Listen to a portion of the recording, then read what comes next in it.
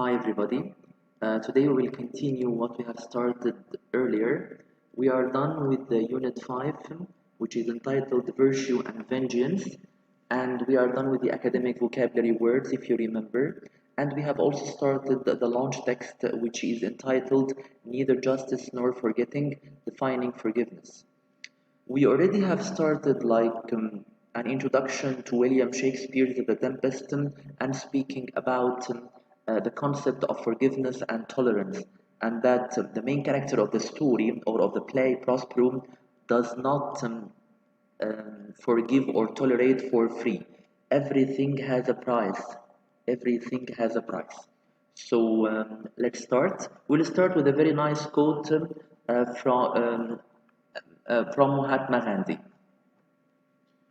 The weak can never forgive.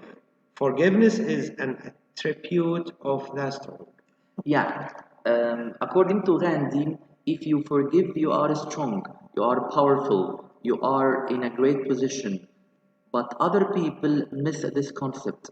Some people think that when you do not forgive, or when you do not tolerate, or when you let everything go, it means that you are strong.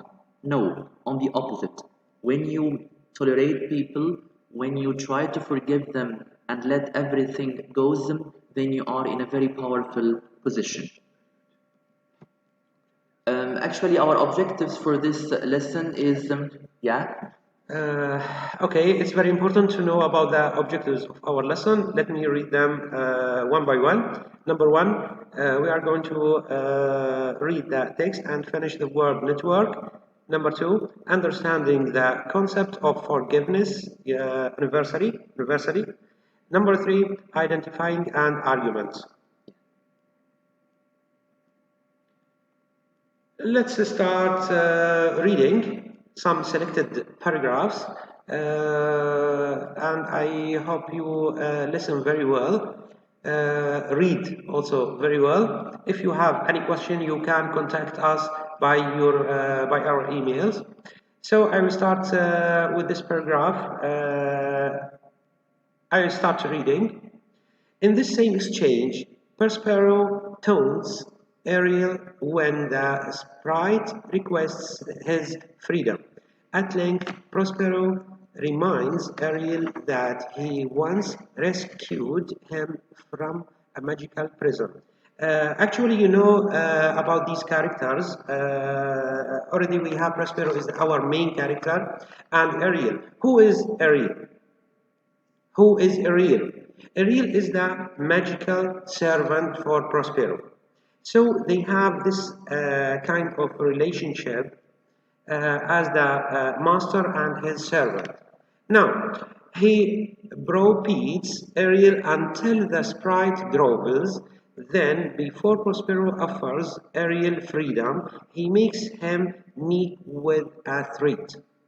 If thou more murmurest, I will rend an oak and beg thee in his knotty entrails till thou hast hold away 12 winters. Okay, as Mr. Nawaf has just explained or has just read that we are continuing the story of The Tempest by William Shakespeare. Our main character, Prospero, who is an epitome or a representative of the concept of forgiveness, taunts, teases Eril, his servant, when the sprite, by sprite I mean the elf or the fairy creature, to request his freedom. At length, at the end of the story, Prospero reminds Errol that he once rescued him from a magical prison. So again, we have to return back to the main idea of the argument that according to Prospero, everything is not for free. This freedom or this forgiveness, it has a cost. He browbeats Errol. Browbeats means he intimidated, he scared Errol, the servant, until the sprite or the elf again grovels. It means like forgave him.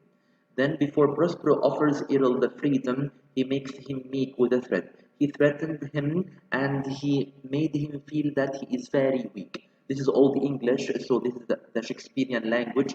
If thou more murmurest, thou means you. More murmur, I think it's murmur. I will rend you an oak and pick thee in this naughty entrails. He is trying to intimidate him. He is trying to make him fear, and then at the end he will give him forgiveness and he will tolerate him. Let's continue. Okay. Also, we have another paragraph. At other times, Prospero savors victory, demonstrating his power and control before offering a change of heart. In, in this speech, he teases Antonio before accepting his brother's apology. So, who is Antonio? Antonio is his brother. For you, most wicked, whom to call brother would even infect my mouth. I do forgive thy rankest fault, all of them, and require my dictum of thee, which perforce I know thou must restore. If to forgive is to let go of anger and resentment, then Prospero cannot be called forgiving. Okay. At earlier times, the main character of the play, Prospero, favors victory. He triumphed or he achieved victory, demonstrating his power and his strength and control before offering a change of heart or forgiveness. In this speech, in the following speech, he is teasing his brother Antonio before accepting his apology. He is telling him, for you, most wicked sir, wicked means very bad, whom to call brother, would even infect my mouth, I do forgive him thy rankest fault. I do forgive him your very big fault, and then I require my dukedom of thee. I require my dukedom of you, which perforce I know thou must restore. So it means in order for me to forgive you, you have to give me what you have usurped or what you have taken earlier. If to forgive him is to let off anger and resentment, then Prospero cannot be called forgiving. This is very important actually, because universally forgiveness means to tolerate and to let all anger and all grudge and all hatred away, and intimacy and love will be instead. But Prospero is not an example of that. He cannot be called a forgiving person because, again, everything for him is with a price. Okay. Now we have Caliban Prospero's prisoner and servant presents another example of forgiveness mixed with punishment. So here we have a connection between forgiveness and punishment. For all practical purposes, Prospero has enslaved Caliban because the creature once menaced his daughter Miranda. Later, in an effort to be free, Caliban plots to kill Prospero. Yet Prospero neither respects Caliban nor finds him threatening. Instead, he describes him as a dull thing than Caliban, whom now I keep in service. Okay, we have another character in the play, Caliban, his servant, Prospero's servant and prisoner. He represents a very good example of forgiveness, but this forgiveness is mixed with punishment. So, according to Prospero and Caliban, in order to forgive and tolerate him, you have to punish first. For all the practical things purposes, Prospero has enslaved Caliban. He made him his slave because this Caliban once menaced his daughter. Menace means to threat. He threatened his daughter Miranda. And later, in an effort to be free, Caliban tried to plot to kill Prospero. But Prospero, all the time, does not consider him as threatening at all. Instead, he is all the time telling him that you are a dull person, even not a person, he is calling him a thing.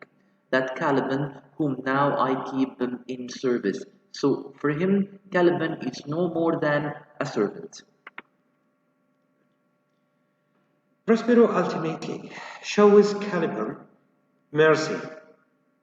The word mercy, be careful, which could be seen as forgiveness, but he first punishes Caliban thoroughly and continues to hold him in contempt. His forgiveness is less an emotional change than a simple dismissal of Caliban's importance. Okay, at the end of the story, Prospero, the main character, shows Caliban his servant some mercy and sympathy, which could be seen as forgiveness. But again, for Prospero, forgiveness is not for free. You should suffer first before I offer you forgiveness, according to Prospero, of course.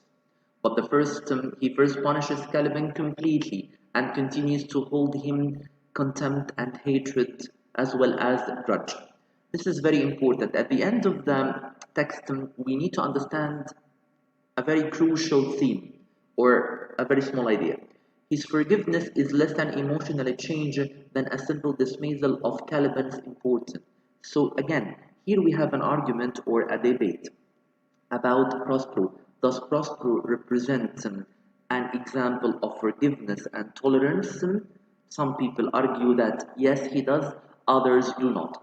Those who all the time say that he does not represent this concept of forgiveness or tolerance, they argue that his forgiveness and tolerance are all the time related to the idea of punishment and torture. I will torture you first. I will dismiss you first, and then I'm gonna forgive you. Thank you so much for today, and like we are done for today, and see you tomorrow.